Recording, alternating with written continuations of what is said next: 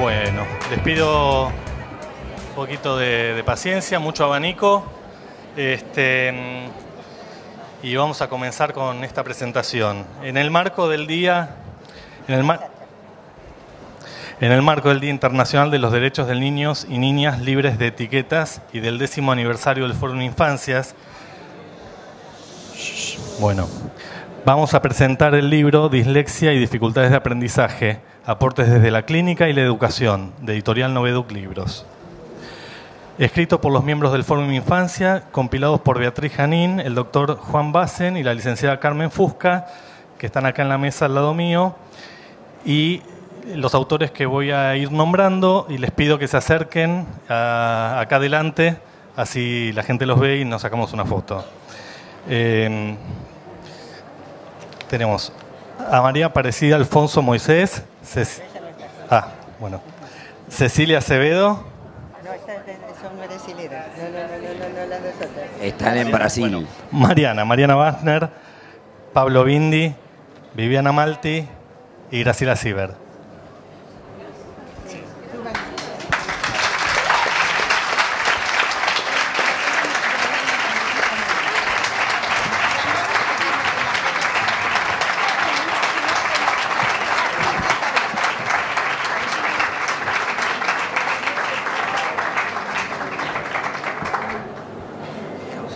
Ese bonete que tiene.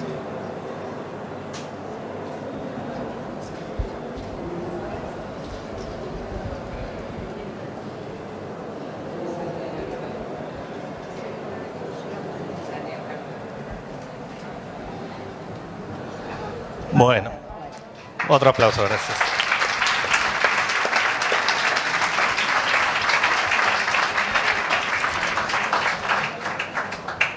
Bueno, la licenciada Beatriz Janín es licenciada en Psicología de la UBA, directora de la especialización en Psicoanálisis de Niños y Adolescentes en la UCES, profesora de posgrado de la Universidad de Córdoba y de la Universidad Nacional de Rosario. El doctor Juan Bassen es psicoanalista, especialista en psiquiatría infantil, jefe de residentes del Hospital Gutiérrez, médico del Hospital Tovar García. La licenciada Carmen Fusca es magíster en Psicología Educacional y licenciada en Ciencias de la Educación de la UBA. Es psicopedagoga clínica con niños y adolescentes. Antes de las exposiciones, vamos a ver dos videos. El primero es sobre dificultades de aprendizaje. ¿Lo pasamos?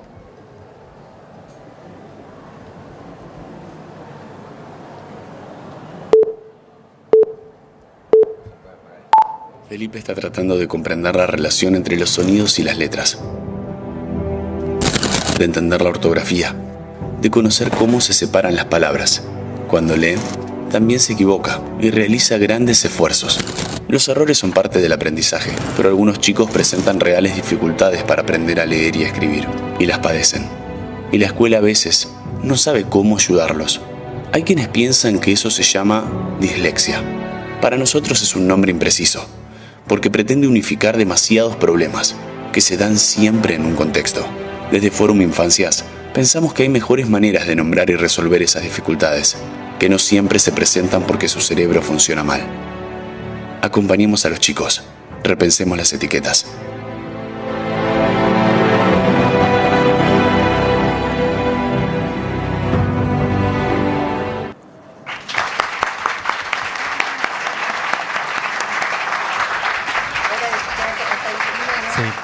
Ahora vamos a pasar el primer video de la campaña internacional por el derecho a infancias y adolescencias libres de etiqueta.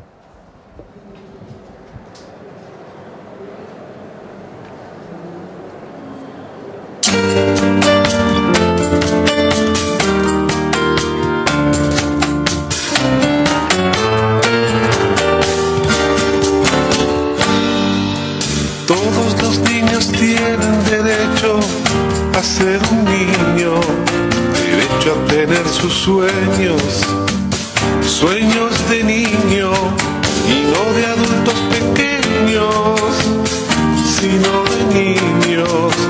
Todos los niños tienen derecho a ser un niño y yo también. Derecho a creer en el viento que trae canciones adentro, que la luna es un espejo donde se mira un gigante, flaco, torto, pobre y viejo. Derecho a poder volar con solo cerrar los ojos, abrir todos los cerrojos.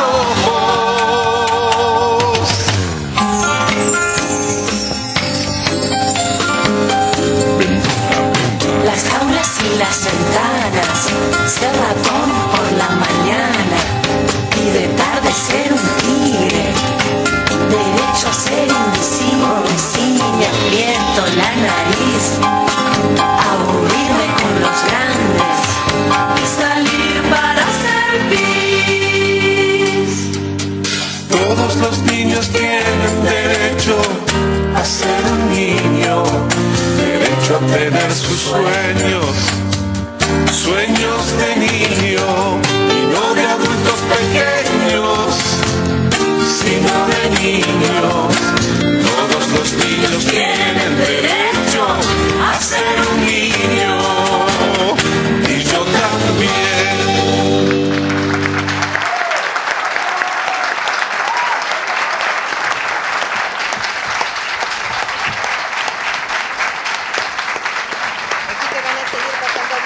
Sí. Bueno, ahora durante las exposiciones van a seguir viendo algunas fotos, pero sin volumen, así podemos darle lugar a los expositores. Lo que les voy a pedir es que luego de las exposiciones vamos a tratar que nos quede unos minutos para poder hacer preguntas o un intercambio con ustedes. Lo que les quería pedir es que a medida que vayan surgiendo, si nos pueden acercar las preguntas por escrito, para ir coordinando un poquito y que sea un poco más prolijo.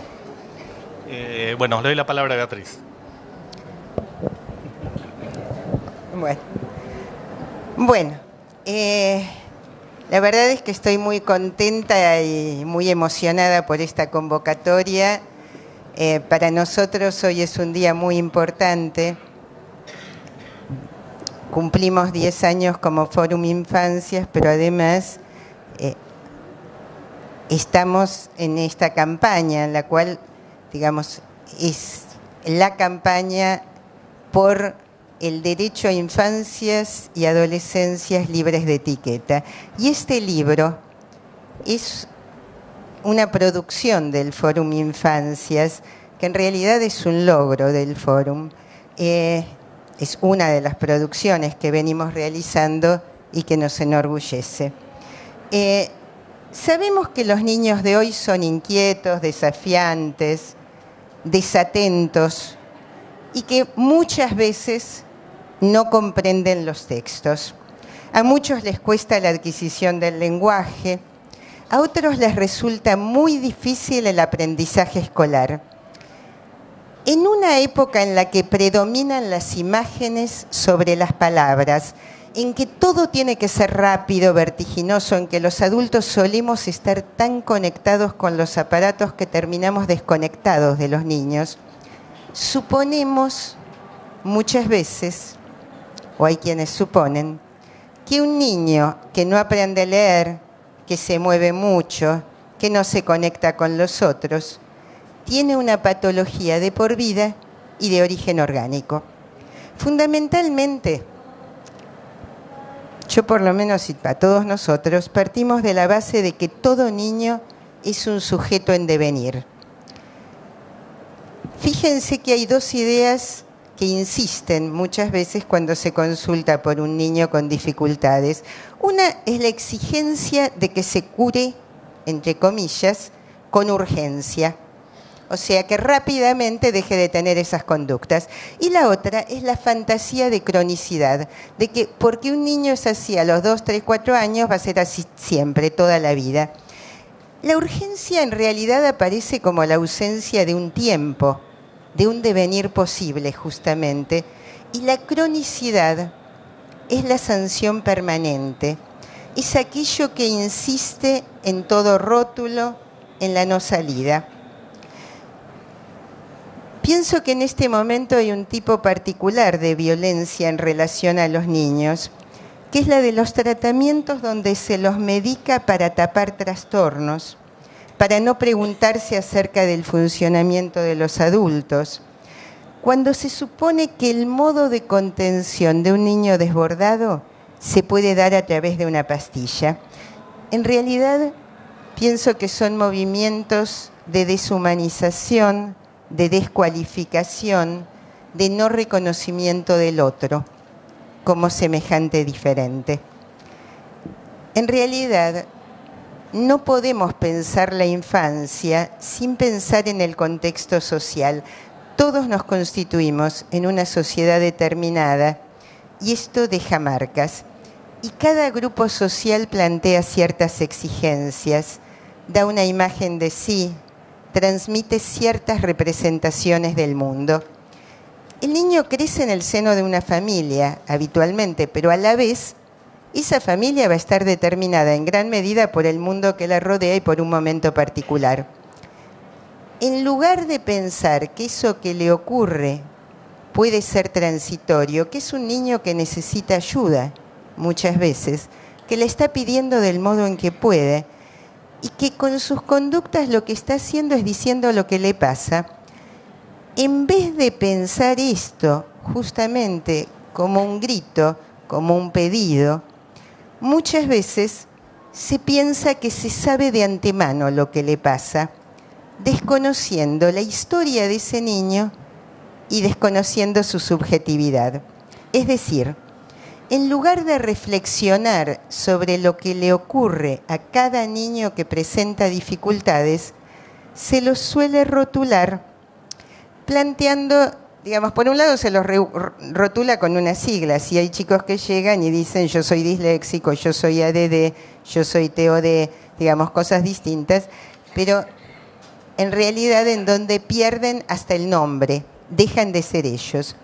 O sea, se da por sentado que el problema es de por vida y que es biológico. Suponer esto, suponer que un niño que no aprende ahora a leer y a escribir, que no atiende en clase o que desafía, nació así, y que lo que necesita es que lo adapten rápidamente para que pueda hacer eso y que entonces muchas veces lo mediquen, es nocivo para ese niño por varios motivos. En principio, no se lo escucha. Es decir, se lo cataloga sin tener en cuenta cuáles son las cuestiones que a él le ocurre, sin escucharlo, que los niños muchas veces pueden, aunque no hablen, dicen de otras maneras, dicen con dibujos, con gestos, con acciones. En segundo lugar, no solo no se lo excluye, no se lo escucha, sino que se lo cataloga sin tener en cuenta lo que él mismo puede decir sobre lo que le ocurre. En segundo lugar, se lo incluye en una serie, en lugar de pensarlo como sujeto, como alguien. Y en tercer lugar, al no tener en cuenta que se ha venido constituyendo en una historia, se le niega el futuro, porque se lo supone siempre igual. Así, si no aprende a leer, se plantea que no va a aprender nunca o que necesita determinado método, cuando en realidad todos los niños necesitan algún método, digamos, o cada uno aprende a su manera, en realidad, no hay una manera universal. Es más, esto que se habla tanto de Finlandia, en Finlandia se supone que hay, digamos, que no hay un método, sino lo que dicen los maestros de Finlandia es con cada niño hay que ver cómo aprende él a leer y a escribir. Si se mueve en exceso, se considera que hay que aplacarlo rápidamente, sin saber si, por ejemplo, hay niños que se mueven mucho porque intentan despertar a un adulto deprimido. Por ejemplo, si no habla, se lo considera deficitario de por vida y se lo rodea de imágenes, como si el no hablar implicara que no entiende las palabras. Y se le devuelve, y esto es grave, una representación de sí que va a ser constitutiva, o sea, se lo pone frente a un espejo que le dice que es un discapacitado, que no va a poder. Esta es la imagen en la que se refleja y con la que se va a confundir. Se va a suponer siendo ese que los otros suponen que es, como todos pensamos, todos nos hemos constituido así. Y si ese que le reflejan, esa imagen es la de un discapacitado, tomará ese lugar y quedará encerrado en una imposibilidad de despliegue. A la vez, en esta época en que tantos niños presentan características que disgustan a los adultos, ¿por qué no nos preguntamos todos qué es lo que lleva a que un niño actúe de tal o cual manera? ¿Qué responsabilidad tenemos los adultos? Yo insisto, ya no solo la familia, la sociedad en estos funcionamientos. ¿Y cómo generamos como sociedad niños a los que después nos cuesta tolerar? Pienso que es fundamental plantear alternativas a la imposición de un modelo deshumanizante en el que los niños finalmente son pensados como máquinas que deben funcionar bien, sin tener en cuenta ni su historia ni su sufrimiento. En realidad es la historia y el sufrimiento, así como los diferentes estados de ánimo, las pasiones y renuncias, los ideales, la esperanza, el amor y el odio, lo que nos hace justamente humanos. Es decir, a todos nos van pasando diferentes cosas y todos podemos ir cambiando y no poder hoy lo que podemos en otro momento. Estamos inscriptos en una historia individual y social y apuntamos a un futuro. Historia y futuro que hoy más que nunca muchos quieren negar. Como nosotros sí tenemos una historia, voy a tratar de recordar algo de la historia del Fórum. Muy brevemente. El Fórum Infancias, dijimos, nació hace 10 años. Profesionales de diversas disciplinas, preocupados por el alcance que venía teniendo la medicalización de los niños, comenzamos a reunirnos y a intercambiar ideas. Previo a este encuentro, algunos habíamos redactado un consenso de profesionales que cuestionaba la idea de la ADD, del trastorno por déficit de atención, como patología de causa orgánica. Y ese documento fue firmado por miles de profesionales de diferentes países. A partir de allí, fuimos generando nuevas acciones. De ser Fórum ADD, nos dimos cuenta que quedábamos atrapados nosotros también en la sigla y que el problema no era solo el ADD, sino muchas otras cuestiones. Y entonces pasamos a ser Fórum Infancias. De ser un puñado de profesionales, pasamos a ser muchos. De ser un fórum, pasamos a que hoy hay Fórum Infancias en gran parte del país. Y es más, hoy actividades como estas se están realizando en diferentes lugares. Hoy festejamos los 10 años y estamos absolutamente comprometidos en esta lucha por una infancia con un futuro abierto y sin marcas estigmatizantes. ¿Cómo adaptar a los niños a un mundo en el que las exigencias son muchas veces extremas, regido por los intereses del mercado más que por el bienestar de los seres humanos? ¿No tenemos que poner todo nuestro esfuerzo en posibilitar el que alguien se constituya como sujeto y que pueda encontrar su propio modo de ser feliz? Considerar a un niño como ser humano es considerarlo niño, por ende con rabietas, altibajos escolares, demandas impredictibles, ganas de jugar y soñar. Considerar a un adolescente como tal es pensarlo en una época de transición, de idas y vueltas, de distancias y acercamientos, de intentos de probarlo todo y apasionado por todo. No son robots, y nos negamos a robotizarlos. Es muy importante para nosotros la inscripción de nuestra lucha en el marco de la lucha por los derechos humanos, porque consideramos que estamos defendiendo los derechos de niños y adolescentes a ser considerados en su singularidad y a que se tenga en cuenta su sufrimiento. Este libro se enmarca en este contexto.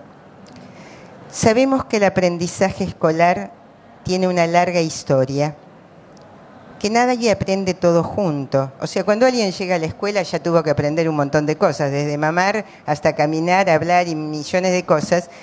Y en realidad, si observamos a un chico chiquito, vamos a ver que uno se trepa al árbol, pero habla mal y no arma rompecabezas, y el otro que habla rompecabezas por ahí no habla bien, pero hace otras cosas, digamos, y puede por ahí dibujar. Y en realidad, se voló la hoja. Está bien, bueno, me largué a hablar sin el papel. Entonces, suponer que todos tienen que ser parejos es un error. La idea de éxito nos ha tomado a tal punto que suponemos que un niñito de 2 años tiene que ser exitoso. Por lo cual, hay niños que llegan a la escuela ya con una idea de fracaso. O sea, entran a la escuela primaria suponiéndose ya fracasados.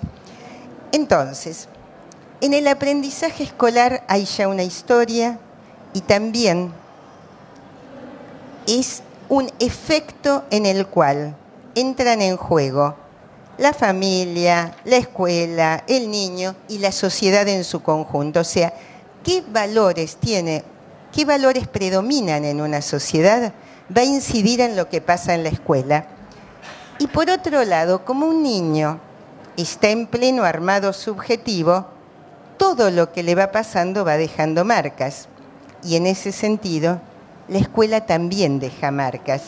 Y la mirada de los docentes es muy importante.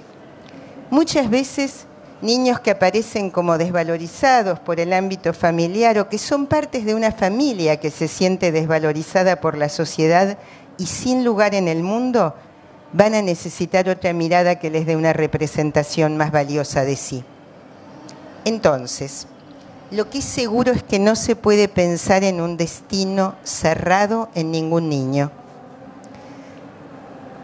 Es bastante habitual que desde las escuelas se derive a un neurólogo a chicos que de problemas neurológicos no tienen nada.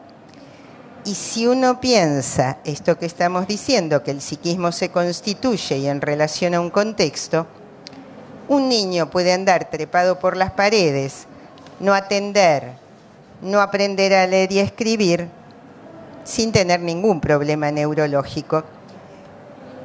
Uno podría decir, fíjense, hablar, escribir, son cuestiones vinculares, son cuestiones sociales. Se le habla a otro, se le escribe a otro. Se escribe como marca. Es más, un antecedente de la escritura son las manchas de los dedos en la pared. Pero estas marcas implican que alguien dice, estoy aquí presente. Un niño, por ejemplo, que puede tener inhibida la agresión, que no puede manifestar lo que le pasa, no va a poder hacerlo. Los niños, además, hoy escriben con emoticones, imitan la escritura de los adultos haciendo, digamos, tipo garabato. Arman secuencias de dibujo y eso también es escritura. Entonces, si a alguien le cuesta aprender y a leer y escribir, podemos pensar múltiples determinaciones. Puede ser que esté coartada la curiosidad o que meterse en un mundo de signos aparezca prohibido para ese sujeto, o que pueda leer pero escribir le resulte dificultoso porque la motricidad no lo acompaña, o que le cueste incorporar las reglas de la escritura, es decir, no sabemos de antemano qué es lo que le pasa y lo más importante es que nos interroguemos, que escuchemos a los padres, a los maestros y al niño mismo. Una niña a la que le querían colgar el cartel de discapacitada a los 5 años, a los 7 me decía, yo no soy muy buena en matemáticas, pero en lengua soy buena. La pensamos como discalcúlica. Es decir, pensamos que lo que tiene es un dis, una discapacidad. O pensamos por ahí que es una nena a la que le cuesta aprender matemáticas y que esto puede tener que ver con incorporar un tipo de lógica binaria que puede suponer para alguien la vida o la muerte. El 1 o el 0, mientras que el lenguaje tiene otros matices. ¿Puede tener que ver con una historia en la que esa niña estuvo de recién nacida al borde de la muerte, por ejemplo? Una trampa bastante frecuente, por otro lado, en la que se cae, es que si un niño no tiene nada orgánico, entonces, se supone, es la familia la causa. Y tampoco es así, porque la familia, como insisto, está inmersa en una sociedad, no es la familia aislada, pero además los niños no son un cerebro, pero tampoco una tabla rasa. Es decir, no necesitamos pensar en un problema genético cerebral para pensar que cada niño va a tomar una parte, lo que pueda, de las situaciones vividas, dando un resultado que es aleatorio. Entonces, una mirada esperanzada hacia un sujeto en crecimiento y transformación abre las puertas al futuro. Y abrir preguntas, preguntarnos y preguntarles acerca de lo que les pasa, es absolutamente clave para poder reescribir una historia que está en proceso de escritura. Y si de escribir se trata, que el libro trata de esto, quizás el tema sea ese, darle a un niño los elementos para que deje de ser un eslabón de una historia ajena o un puro engranaje en una maquinaria que no lo considera como personas con deseos y desventuras. Es decir, que todo niño pueda constituirse como sujeto con sueños e interrogantes y que pueda ir escribiendo su propia historia. Nada más.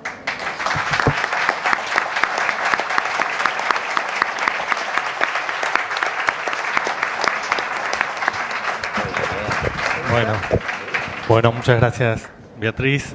Ahora vamos a escuchar al doctor Juan Bassen. A ver si se escucha bien ahí, porque estoy con una fonía tremenda. ¿Se escucha? Sí, al fondo también. Si no, subile el volumen todo lo que se pueda.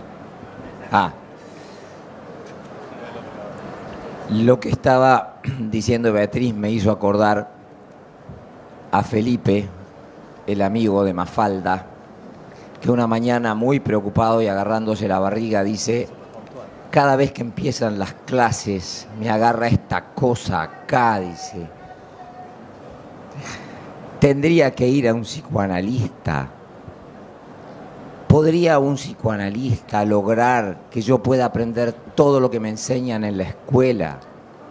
¿Podría un psicoanalista lograr que yo, Felipe, pueda ir a la escuela con gusto? ¿Podría un psicoanalista transformarme en un ser tan repugnante? Digo porque, claro, ahora sería un pastillólogo. Bueno, el comentario que voy a hacer sobre el libro que lo presenta le puse un título orientativo que es Ni burros ni disléxicos.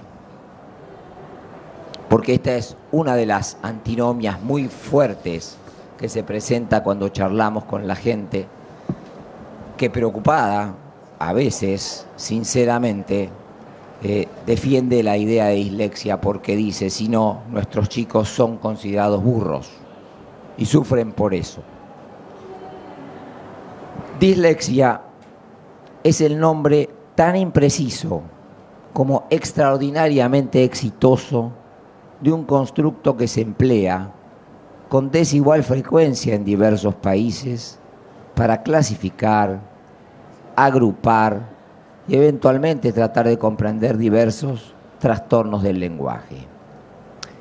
Veamos primero el éxito del término, luego nos vamos a detener en las imprecisiones. La semana pasada, en Gualeguaychú, un maestro jubilado en el medio de un ámbito así como este confesaba, dice: toda la vida fui disléxico, eso no me impidió enseñar o aprender. El Señor al igual que mi hermano, infectólogo, tenía incorregibles faltas de ortografía.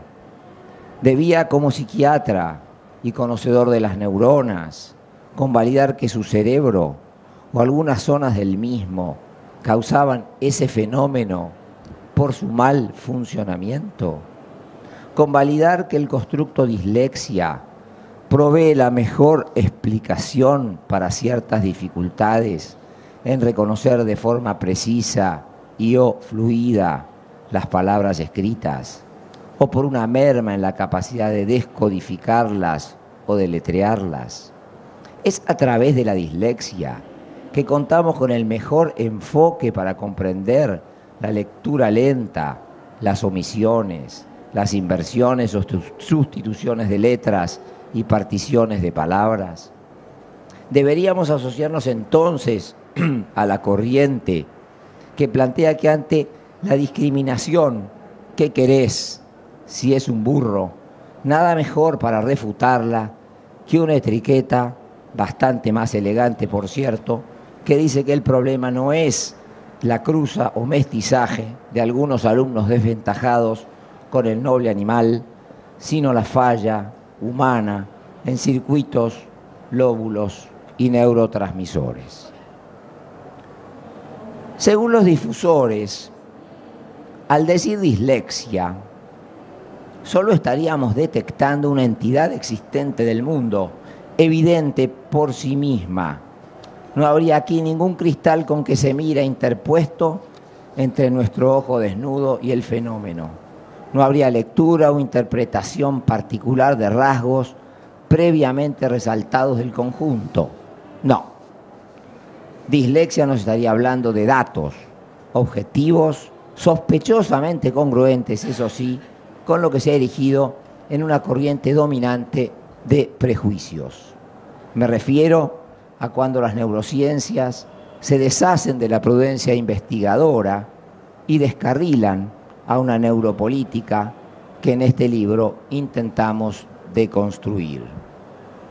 Quienes impulsan la validez de esta aproximación a la problemática están convencidos de que existen causas, no correlatos o concomitantes biológicos, causas neurobiológicas y componentes genéticos que determinarían la presencia del cuadro en nada menos que un improbable 10 o inclusive 20% de la población, o sea, 700 millones de personas en el mundo.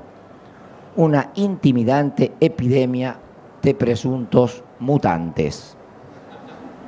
Claro que en los últimos años las condiciones de los aprendizajes han cambiado, a eso se refería Beatriz.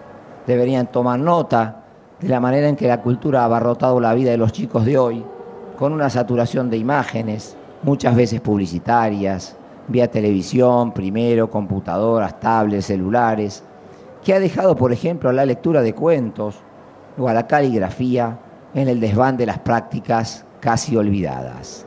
Las prisas y las exigencias del consumo han arrinconado a las pausas de la lenta construcción ciudadana.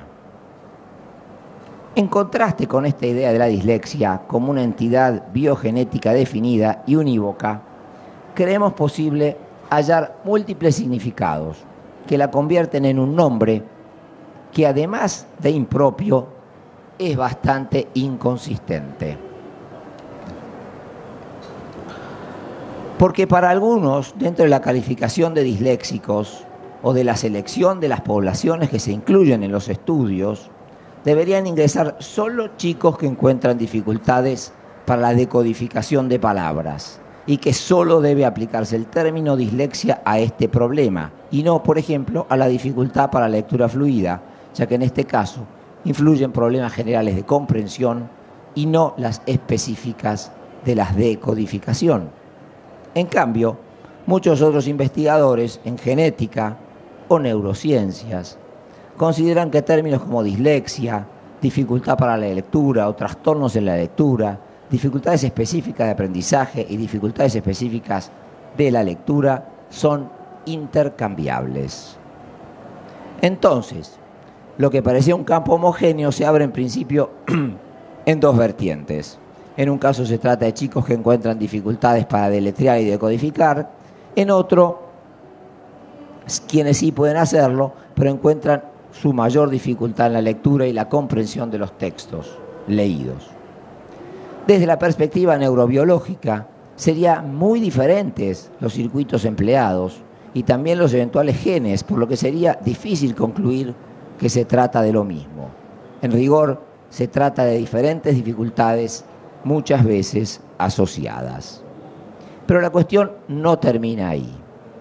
Algunos investigadores ponen el acento en que los chicos verdaderamente disléxicos tienen una inteligencia media o superior.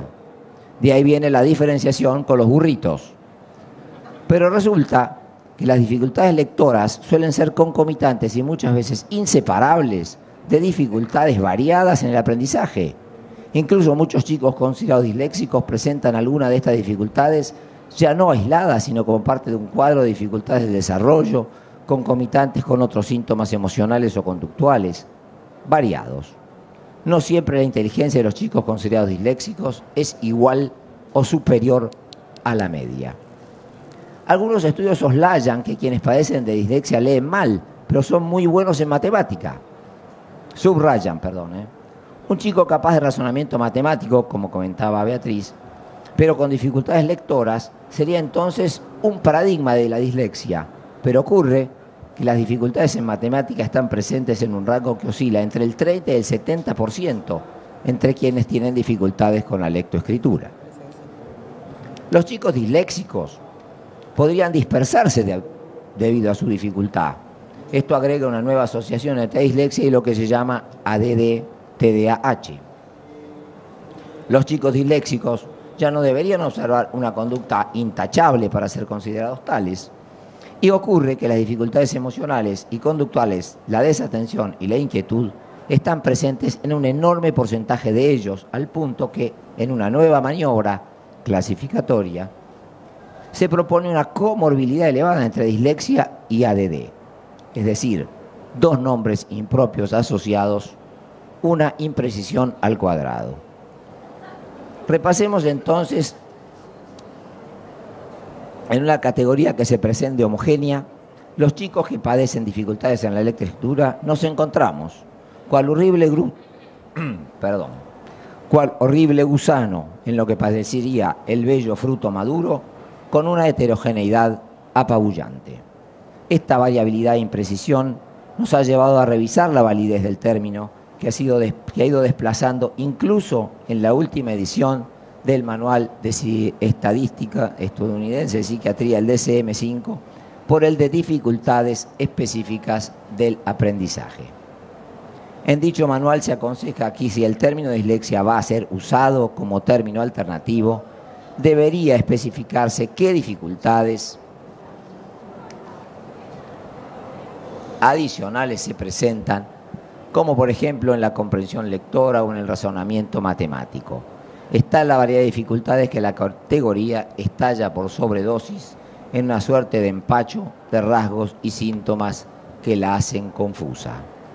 Contrariamente a la creencia de muchos, una vez que la dificultad en la lectura y escritura es identificada, el diagnóstico de dislexia ofrece poco o ningún beneficio para guiar la naturaleza de las intervenciones, a lo que habría que sumar como situación problemática que ese rótulo, más allá de su cuestionable rigor o vigor científico, podría convertirse, y leyes mediante está a punto de convertirse, en la contraseña necesaria para tener recursos educativos adicionales. ¿Por qué no utilizarlo entonces, cuando pudiera ser conveniente ese apoyo extra, aun cuando el diagnóstico de dislexia sea impreciso o incluso inexistente? Póngale el diagnóstico que provee más servicios, decía Tony Attwood, o sea, más epidemia. Lo que está en cuestión no es la existencia de muchos chicos con dificultades y verdadero sufrimiento. Lo que está en cuestión es la actualidad, el rigor, la consistencia, la utilidad y el valor que el diagnóstico clínico de dislexia podría agregar a la existencia de reales problemas subyacentes que encontramos en quienes padecen complejas dificultades en la lectoescritura. les hablo un poquitito de lo que se denomina el cerebro lector. Pero antes una frase de Peter Pan. Peter Pan dice: no sé si habrás visto el mapa de una mente. A veces los médicos dibujan mapas de otras partes de ti, pero no es tan fácil trazar el mapa de la mente de un niño que no solo es confusa, sino que gira sin cesar. La lectoescritura no se desarrolla, se apropia. Esa habilidad no está contenida en ninguna secuencia de genes. Por ende, plantear que esas dificultades de apropiación tienen un fuerte componente genético a partir del cual el desarrollo se ve entorpecido es una extensión no del todo lícita de algo cierto. Si no fuéramos genéticamente humanos y no tuviéramos el oído fonemático que caracteriza a nuestra especie, no podríamos escuchar, comprender los dichos ni leer. Y si no tuviéramos el pulgar oponible, tampoco podríamos escribir. Las investigaciones con neuroimágenes han revelado que las regiones del cerebro involucradas en la lectura de palabras están predominantemente ubicadas en el hemisferio izquierdo, incluyen regiones frontales, superiores e inferiores, temporales y temporoparietales. Los lectores avesados además agregan otra zona que se llama gyrus fusiforme. El cerebro lector se organiza a partir de conexiones suscitadas por la experiencia de apropiación que es la lectura. La resonancia magnética ha permitido ver que la representación de los fonemas ocupa un lugar concreto identificable en el llamado córtex auditivo primario y secundario. Es decir, claro que hay una inscripción cerebral de las prácticas de la lectura. Eso no está en discusión. Allí se podrían ubicar regiones que son el sustrato del deletreo y la decodificación, y desde allí se establecen conexiones que activan y estimulan las áreas lingüísticas situadas en el giro frontal anterior. Pero los estudios, ningún estudio ha podido determinar fehacientemente si estas diferencias están asociadas a una condición subyacente que podría considerarse la supuesta condición neurobiológica específica y etiológica de la dislexia, o se trataría de consecuencias de una pobre estimulación dada por una pobre experiencia lectora que no logra vencer un umbral de sensibilidad quizás más alto para establecer redes y conexiones que soportan los aprendizajes y los sentidos. Entonces, si bien podemos identificar ciertas áreas del cerebro que pueden estar asociadas con la lectura, estos hallazgos quizás prometedores para el futuro no pueden ser utilizados todavía criteriosamente para propósitos diagnósticos, abordajes pedagógicos o terapéuticos. Como la lectura involucra múltiples procesos, va de suyo que podría haber múltiples patrones de fragilidad que más que una sola causa o mecanismo subyacente. Las neurociencias plantean algún tipo de propuesta, pero resulta que el traslado de los descubrimientos científicos hacia las aplicaciones prácticas requiere al menos de 4 fases. Una primera es considerar la validez analítica de un descubrimiento y su relación con las dificultades. El segundo paso es la validación clínica en las aulas. El tercero es la utilidad clínica. Y el cuarto es evaluar en mayor escala los efectos que se han producido. Lamentablemente, aquellos que intentan aplicar los conocimientos genéticos o neurobiológicos de la resolución de los problemas pedagógicos suelen detenerse en la primera etapa y solo el 3% de las publicaciones va más allá de la etapa 1. Esto es así porque, y cito a Facundo Manes, pese a que todos estos avances, todavía no hay una teoría del cerebro que explique su funcionamiento general, ni sabemos cómo las neuronas y sus conexiones dan lugar a ese proceso íntimo, subjetivo y personal que es propio de cada uno de nosotros al experimentar una situación dada. Esto es algo así como una confesión de parte. Entonces, pensar en términos de causas orgánicas de las dificultades que llamamos dislexia nos empobrece y empobrece nuestras posibles intervenciones, aunque la dislexia se presente como una solución nueva que nos encandila a fuerza de encender lucecitas de colores en diversos resonadores magnéticos. A quienes con sensibilidad y honestidad les preocupa el devenir escolar de nuestros chicos y las dificultades y sus dificultades, los invitamos a no quedar atrapados en una puja de etiquetas o de intereses, porque la dislexia es además el nombre de un gran negocio. No se trata o no debería tratarse de que el rótulo dislexia venga a aliviar el sufrimiento de quien se siente etiquetado o burlado como un burro. No se trata de cambiar figuritas o de un baile de máscaras. Los invitamos a ser valientes, a no negociar dentro de esa lógica que nos atrapa en un concierto de nombres impropios que nos descarrilan. Patologizar no es mejor que degradar. Los invitamos entonces a pensar, a intervenir situacionalmente, a crear instrumentos que hagan más accesibles y apropiables para todos lo que debería ser de todos. Gracias.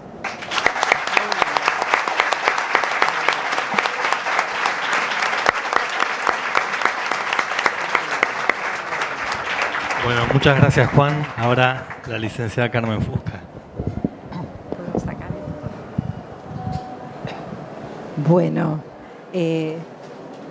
Bueno, intentaré. ¿Se escucha? Un poquito más cerca, no, Carmen. no. Más cerca, acá, sí. ¿Ahora? ¿Más fuerte? Bueno, intentaré agregar algunas reflexiones a lo que Juan y Beatriz... A ver, sí, porque este no. Hola, ahora sí. Trataré de agregar algunas reflexiones a lo que Beatriz y Juan han comentado. Alberto Kornblit, un científico argentino que explica lo que él llama la humanización del genoma, mencionando lo que posibilitan los genes y subrayando cómo los distintos tipos de inteligencia, capacidades, afectos y nuestros actos son resultados del proceso de culturación, que no se encuentran en ningún gen y en cambio están fuertemente influenciados por el ambiente familiar, social y económico en el que vivimos. Tomando esto que dice Kornblit y tomando también, teniendo en cuenta que si bien el rol de nuestro cerebro, de nuestro sustrato biológico es innegable, yo quiero subrayar que entre esos actos, esas capacidades que tienen que ver con los procesos de cultura y de socialización y fuertemente influenciados por el ambiente familiar, social y económico, se encuentran las prácticas de lectura y escritura y los procesos de aprendizaje y apropiación de las mismas por parte de los sujetos. La lectura y la escritura son prácticas sociales, son prácticas con propósitos, sentidos y funciones concretas en la vida social, en la vida de las personas y en la vida de las comunidades. Aprender a leer y escribir, que parece, a veces suponemos que es muy fácil, es difícil. Es muy difícil aprender a leer y escribir, y es difícil porque leer y escribir son tareas complejas. El aprendizaje, así como señalaba Beatriz, implica muchos procesos para los niños en los que están involucrados aspectos psicológicos, cognitivos, psicolingüísticos, sociales y pedagógicos. En el caso particular de la lengua escrita, yo quisiera señalar algunas cuestiones que constituyen desafíos muy importantes para todos los niños y todos los adolescentes. Los niños, cuando aprenden a leer y escribir, actividades que se aprenden dentro de la escuela, pero también fuera de la escuela. Se aprende a leer y a escribir cuando una abuela lee un cuento, se aprende a leer y a escribir cuando vemos a un papá escribiendo, cuando un hermano mayor me dice cómo se escribe algo. Se aprende a leer y escribir en la interacción con otros, por eso es un aprendizaje que no empieza en la escuela, empieza mucho antes. Los chicos tienen que apropiarse y comprender aspectos muy complejos de lo que llamamos nuestro sistema de escritura. Cuando digo nuestro sistema de escritura, me refiero a ese sistema de marcas gráficas por el cual representamos el lenguaje, ¿sí? Entonces, un aspecto importante que los chicos tienen que descubrir es, por ejemplo, la relación entre la letra y el sonido, ¿sí?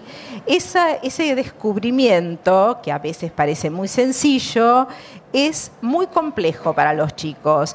Entender que, por ejemplo, la letra T representa el fonema T, ¿sí?, es complejo y a veces es el resultado de un largo camino. Muchas veces antes de eso los chicos piensan que esa letra representa un segmento, como la ta, la to. Entonces ponen una letra para decir tomate, por ahí ponen la T para la to, la M para la ma y la E para la T. ¿Sí? Esta es una forma de escritura que da cuenta de cómo los chicos entienden en un momento determinado esta relación entre fonema-grafema.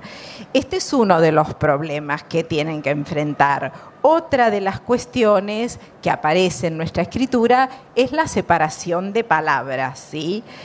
Cuando nosotros hablamos, la emisión oral es continua, fluida. La escritura separa las palabras y eso es un tema complejo para los chicos.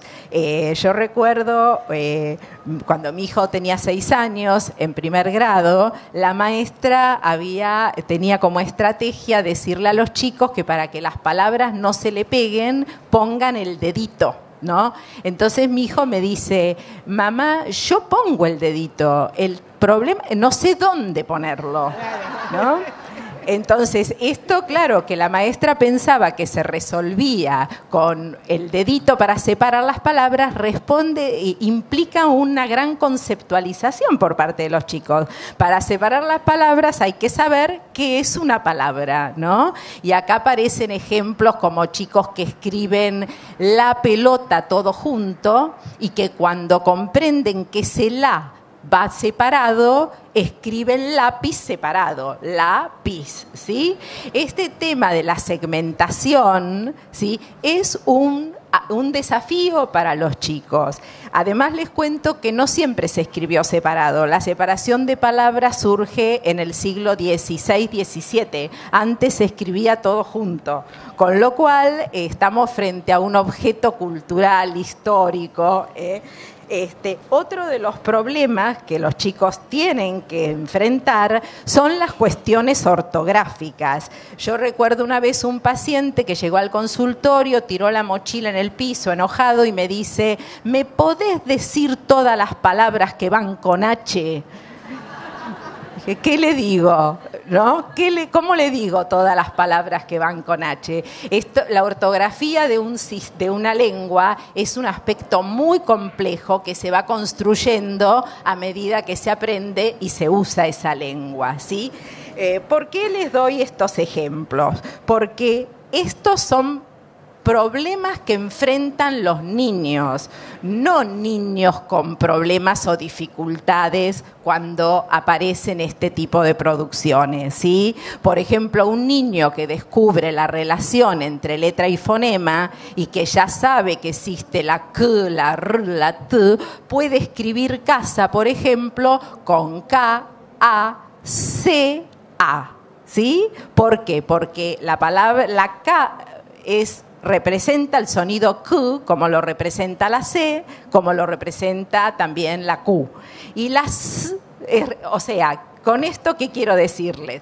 Que hay letras que representan varios fonemas, que hay fonemas representados por diferentes letras y que esto es el desafío que enfrentan todos los niños cuando aprenden a leer y escribir, ¿sí? Este tipo de situaciones, ¿sí?, son las que a veces son mencionadas como sintomatología disléxica. Por eso lo traigo. Y además, ¿qué pasa? Una vez que los chicos van comprendiendo, descubriendo las letras, entendiendo estas cuestiones, tampoco alcanza, porque leer, por ejemplo, es más que codificar y decodificar. Leer es más que poner sonidos a los símbolos gráficos, es un proceso de construcción de sentido. Y para construir el sentido de un texto, hace falta más que saber las letras, hace falta conocer el lenguaje, el vocabulario, las estructuras de las frases, el tema sobre el que se lee. La comprensión lectora es un trabajo de construcción de sentido. Lo mismo que la producción de textos. Es una actividad que involucra planificar, saber lo que voy a escribir, cómo lo voy a poner en palabras escritas esas ideas, revisar lo escrito. A veces es habitual escuchar a los maestros que dicen no pueden plasmar en el papel las ideas que tienen. Y claro, porque poner esas ideas en un texto implica reorganizar esas ideas, lo cual es un trabajo cognitivo importante.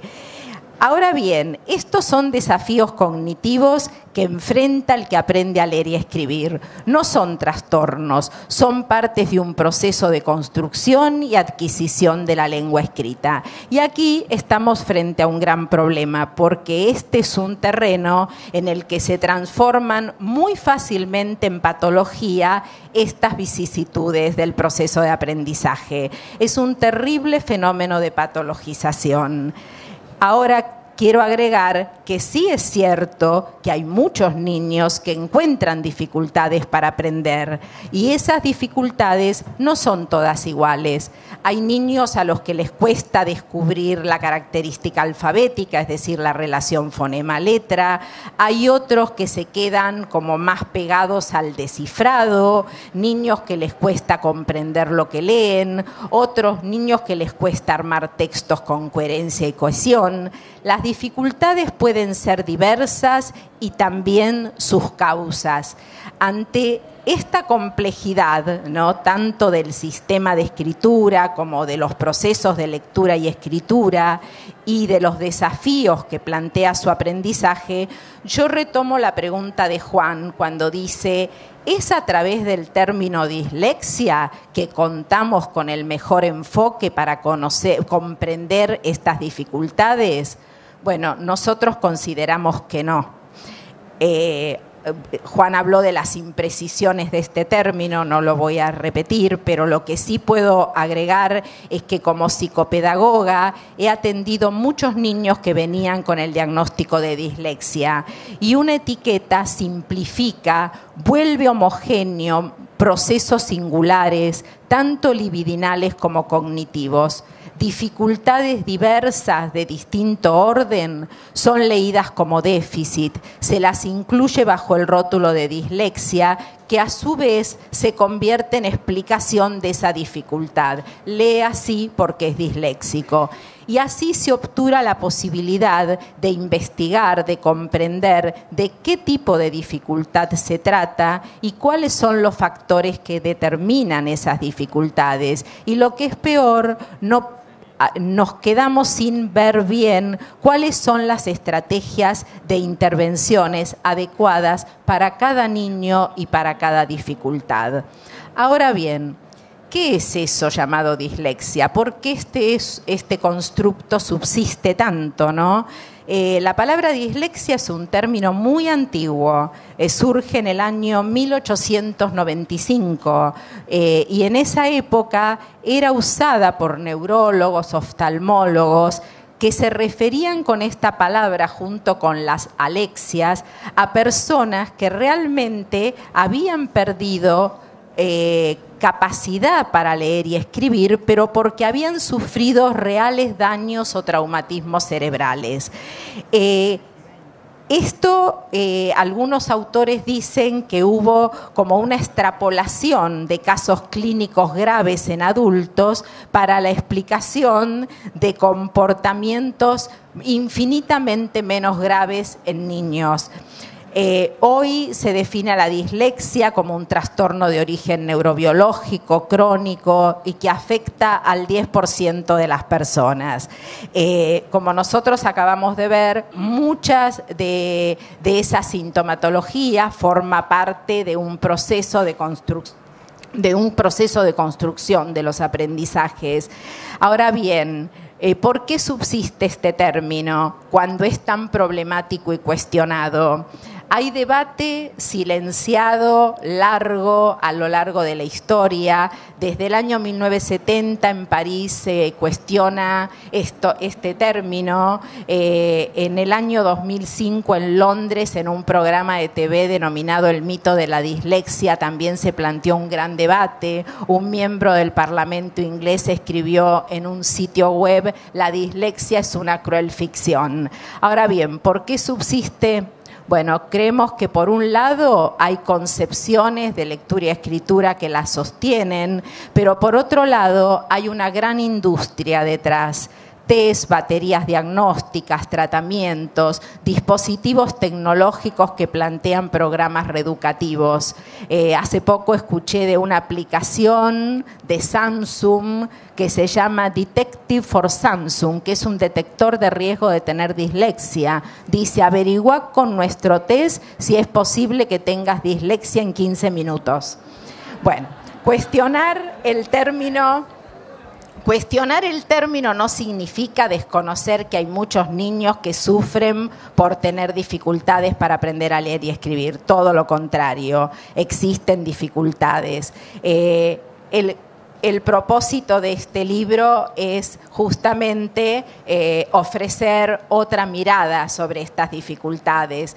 ¿Cómo surge nuestro libro? Que, como Beatriz señalaba, era un producto colectivo de miembros del Fórum.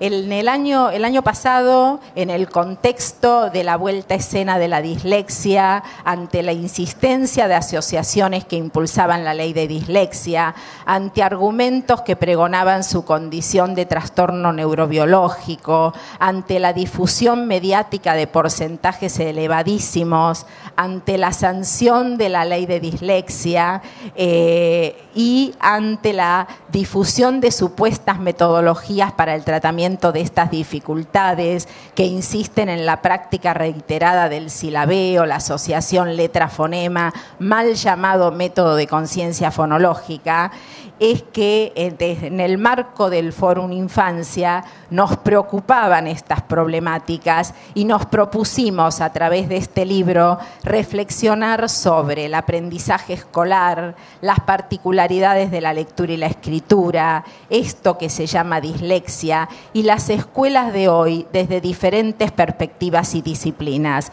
Cada uno de los autores nos propusimos que se desnaturalicen modos instalados de abordar las dificultades de aprendizaje de los niños que se constituyen en rótulos o etiquetas y cristalizan supuestos déficit.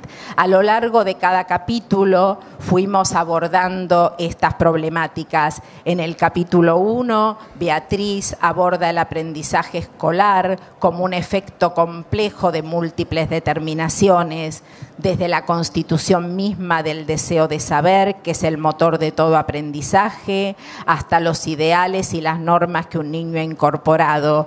Todos los pasos de la constitución psíquica incidirán en ese efecto. A la vez, la consideración social de ese saber, así como el vínculo del niño con el docente, tendrán consecuencias en el desempeño del niño. En el capítulo 2, Juan Bassen recorre 4 puntos, fijando posición en cada uno de ellos. En primer lugar, intenta precisar el carácter y uso del término dislexia. La segunda cuestión que aborda es la consideración entre manifestaciones somáticas y su base neurobiológica. Y el tercer punto del que se ocupa son las implicancias genéticas a considerar y finalmente las intervenciones posibles y fuentes de las que derivan y en las que pretenden fundamentarse.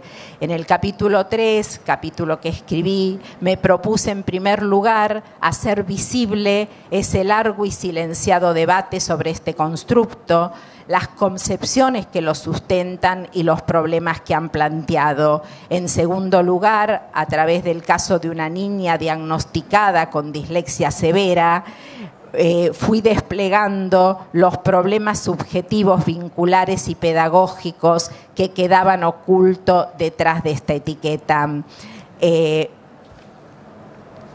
Perdón, me perdí. No soy disléxica, claro, pero me perdí. En el capítulo 4, dos colegas brasileras, María Aparecida Afonso Moises y Cecilia Acevedo Lima Collares, reconocidas investigadoras brasileñas sobre los procesos de patologización de la vida, han abordado los discursos, trataron de deconstruir discursos científicos sobre la dislexia, revelando poco a poco la absoluta falta de evidencias científicas y cómo se construyen en un ideario basado en la mistificación y la omisión de datos. En el capítulo 5, Mariana Wagner aborda el proceso de construcción de la lengua escrita a partir del relato clínico de un niño con patología psíquica grave. Hay diferencias sustanciales entre un niño que aprende a leer y a escribir según los parámetros esperados por la escuela y los que presentan otro tipo de situaciones. En el capítulo 6, Pablo Bindi recorre el proceso de organización del lenguaje ligado al de la constitución subjetiva, tal como es presentado por el psicoanálisis freudiano. Desde este marco sitúa los trastornos en el lenguaje como un fenómeno a ser comprendido y abordado a la luz de las historias vinculares y los contextos socioculturales en los que acontecen. En el capítulo 7, Viviana Malti plantea que frente a la pregunta sobre si lo educativo puede cambiar lo determinado o prefijado, sabemos que la escuela puede interrumpir un destino de fracaso en la vida escolar de un niño.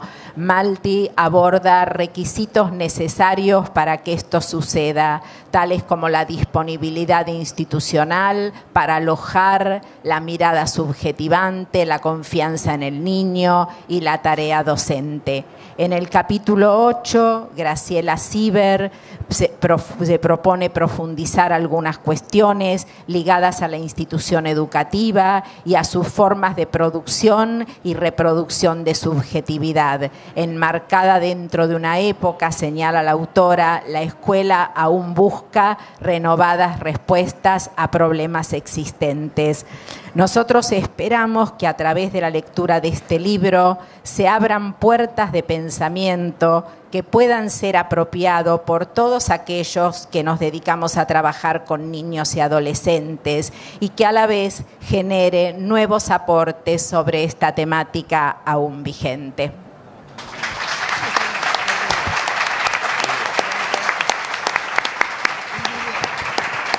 Bueno, muchas gracias, Carmen. Ahora vamos a ver una proyección de los 10 años del Fórum Infancias.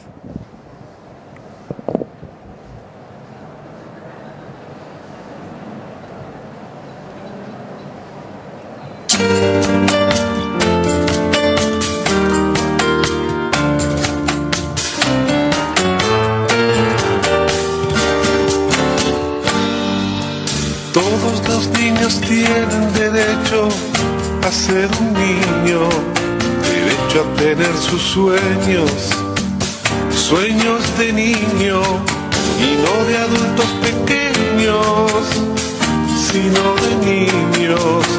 Todos los niños tienen derecho a ser un niño y yo también.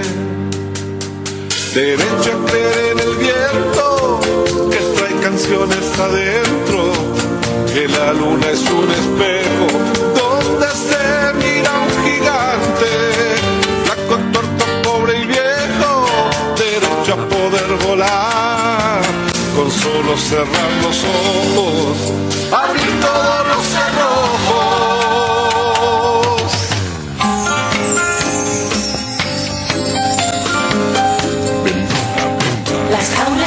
las ventanas, ser ratón por la mañana y de tarde ser un tigre, derecho a ser invisible, si me aprieto la nariz, aburrirme con los grandes y salir para hacer pis.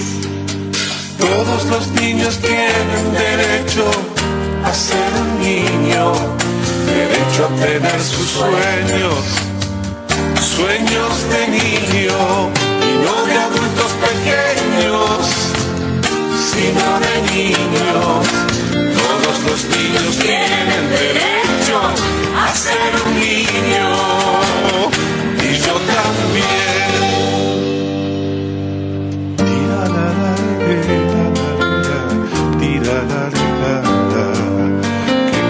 Que canten los niños libres esta guala.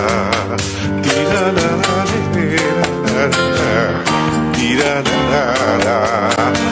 canten los niños libres esta baguala.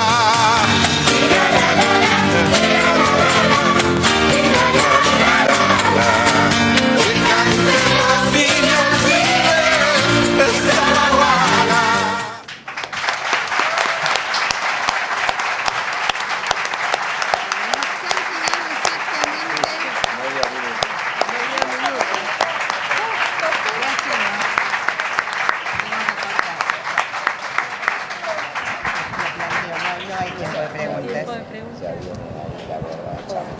No. A ver,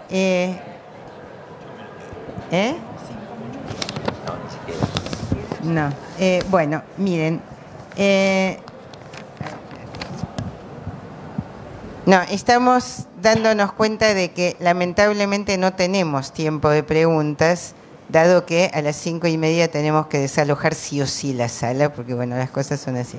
Pero de cualquier manera, en todo caso, terminando esto que, en todo caso, digamos, por un lado, nosotros ahora vamos a ir de acá al patio que queda acá al lado, ¿no es cierto? Al patio de los niños, en donde la idea es continuar el festejo de los 10 años, con torta y todo, y poder, en todo caso, intercambiar. Lo mismo, de ahí, por lo menos los autores, nos vamos a ir al stand, con lo cual también podemos firmar ejemplares, pero no solo eso, sino que si han quedado preguntas, que la verdad es que pido disculpas en nombre de todos, pero bueno, como hubo mucha gente, también tardamos mucho en entrar y entonces todo fue...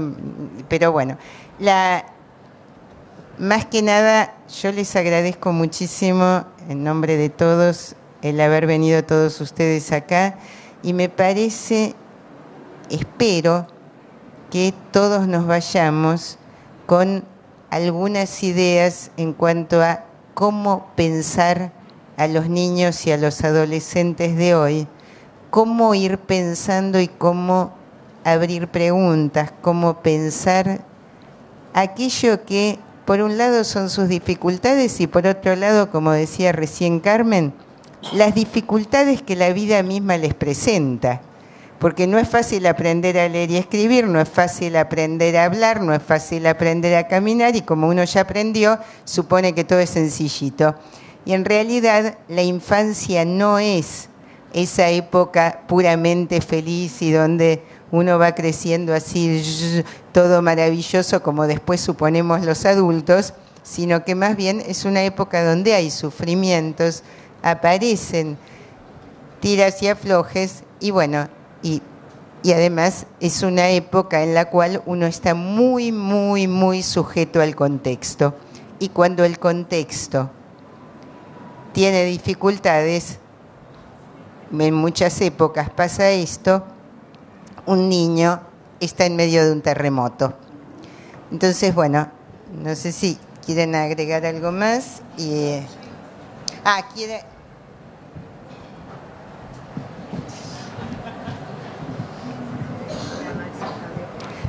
Bueno, una cosa fundamental. Queremos agradecer. Y la verdad es que tenemos muchos agradecimientos para hacer y muy importantes. Uno es a Maxi, a Fabio y a Jorge, que son los que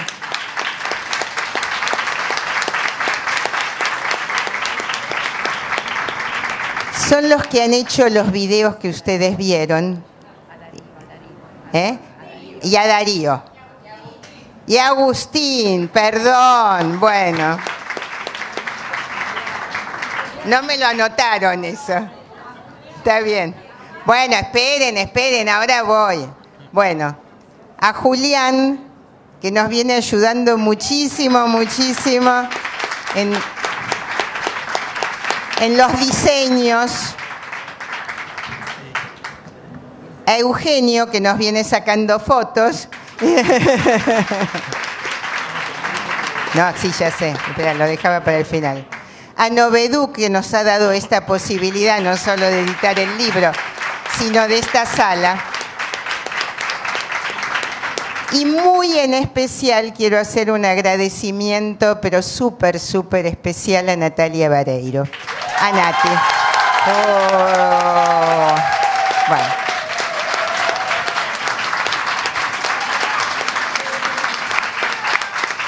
Bueno, conocida como Nati por nosotros, sin la cual no podríamos hacer nada. Es la secretaria del Fórum Infancias y la verdad es que sin ella no hubiésemos podido hacer ni los videos, ni nada. Así que bueno, con ella, a todos un agradecimiento enorme, pero a ella súper especial. Bueno. Y ahora sí,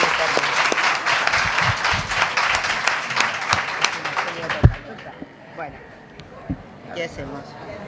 Sí. Bueno, también otro agradecimiento a la Escuela de la Ciudad, que hoy nos permitió hacer el mural en la plaza y todo esto, y a la Escuela 502, la Escuela Especial 502 de Villa Bosch, que bueno, que hizo esto, y por otro lado ya vamos a hacer que figure en la web todo lo que han trabajado esos chicos en el día de ayer y todas las producciones que hicieron, y un mural también en la escuela. La verdad es que algo hermosísimo, en donde, bueno, participaron muchísimos y la verdad es que los directivos nos han acompañado increíblemente. También agradecimiento a las muralistas de ayer y de hoy. Bueno, y no sé si... A las susurradoras, bueno, a toda esta gente y ya. Bueno, y me están diciendo acá que el stand de Noveduc es 1310 Pabellón Verde. O sea, vamos primero al patio de los niños y después vamos al stand, y todas las preguntas que tienen en un lugar o en otro, todo lo que quieran, y el libro y todo eso.